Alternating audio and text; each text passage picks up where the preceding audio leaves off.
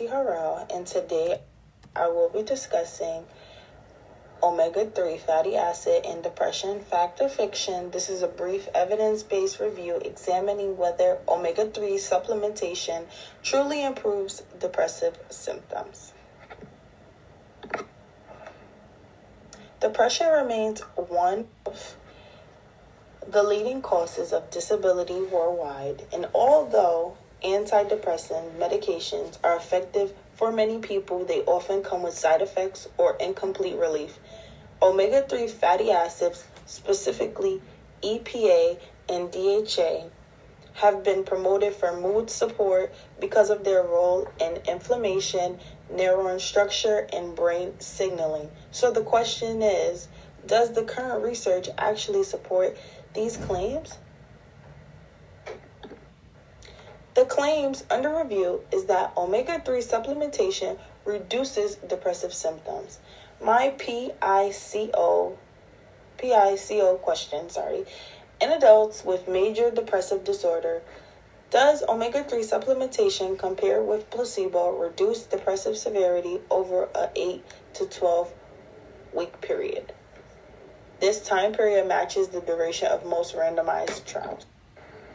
There are several pathways explaining why omega-3s might help. EPA and DHA improve neuronal membrane fluidity, which enhances neurotransmission. They also lower inflammation, which are often elevated in depression, such as IL-6 and CRP. They also help regulate serotonin and dopamine, providing a physiological basis for their potential antidepressant effect.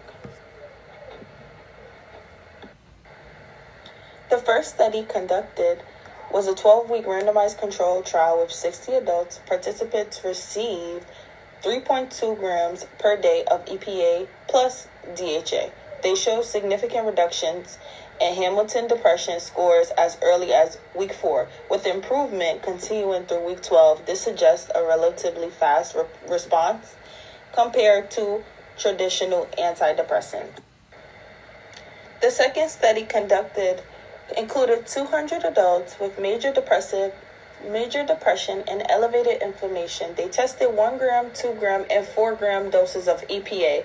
The 4 gram dose produced the strongest response with 64% improvement rate compared to 40% in the placebo group. This trial proves strong evidence for dose-response relationship.